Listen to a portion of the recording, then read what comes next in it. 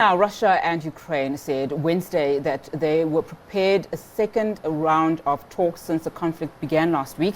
For more on this, we are now across to our correspondent in Moscow, Giles Gibson. Giles, thank you so much for your time this afternoon. Firstly, can you confirm if the second round of talks between Russia and Ukraine is indeed taking place? Also, if they will include the same delegation and more importantly, probably the neutral venue that has been talked about in this case.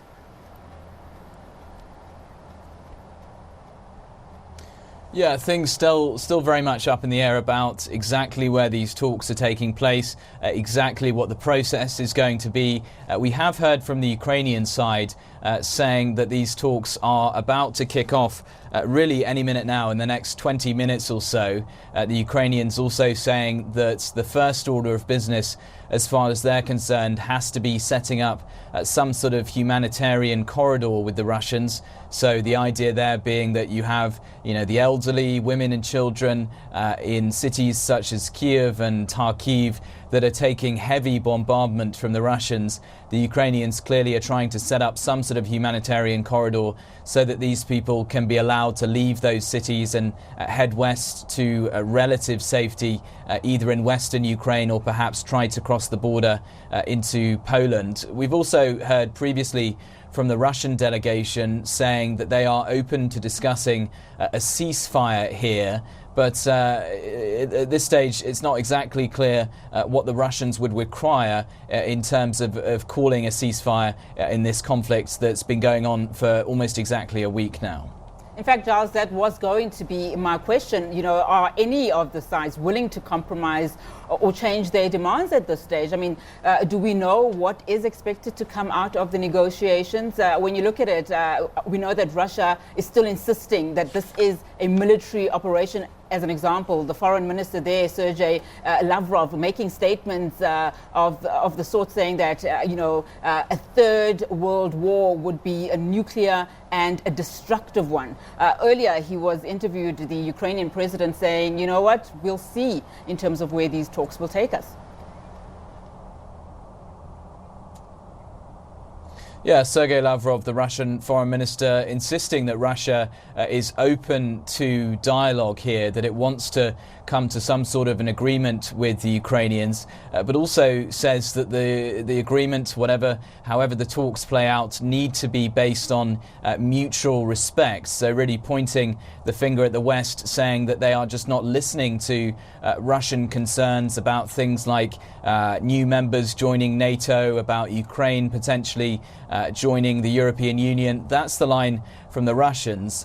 President Volodymyr Zelensky of Ukraine over the last few days has had a much more immediate request, really, a much more immediate demand. He's been saying that in order for these talks to actually be meaningful, for there to be some sort of a meaningful agreement, then the first thing that he needs to see is the bombardment of Ukrainian cities coming to a halt.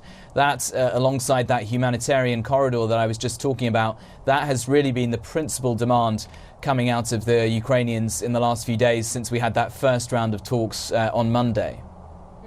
Now, Giles, let's now talk about, just how the story has developed or this crisis has developed in the past 24 hours or so.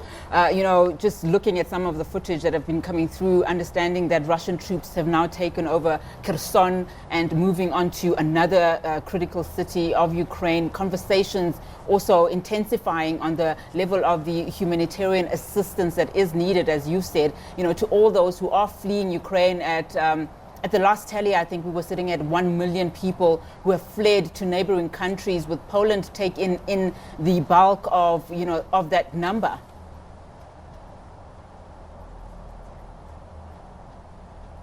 Yeah, that's right. You have just those huge numbers of refugees fleeing east into countries such as Poland and Hungary. We do also have a small number of refugees actually heading the other way, heading east into Russia.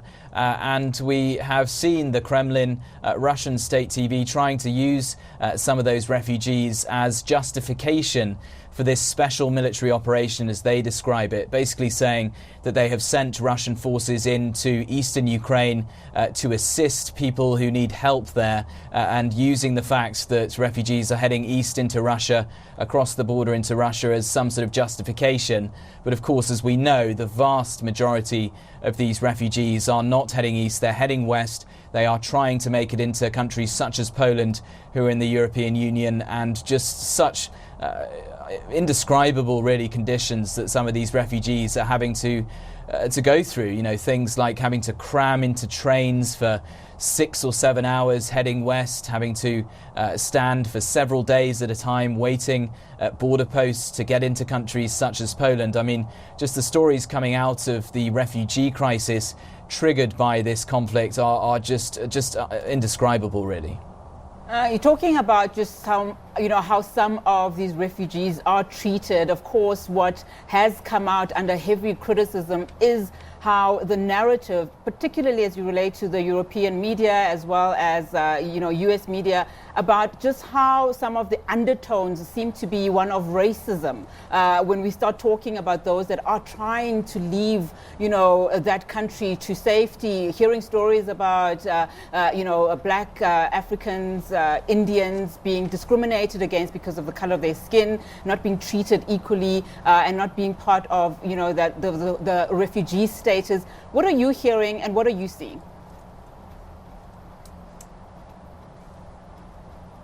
Yeah, well, before Ukraine turned into a war zone, before you had Russian troops crossing the border, Russian tanks turning, the country into a conflict zone, Ukraine was actually a very popular country for students from African countries, from India, from people all over the world coming to study things like medicine in what was, a very safe, relatively prosperous country right on the borders of the European Union. But as you mentioned, we are getting these reports from Indian students, from students from African countries who are saying that, as they are in these train stations in places like Kiev, trying to head west, trying to get away from the Russian forces and trying to get away from danger, that they have experienced different treatment or even outright racist treatment in terms of trying to flee the Russian forces.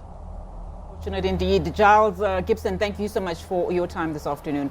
Giles, of course, our correspondent there, coming to us live from Moscow.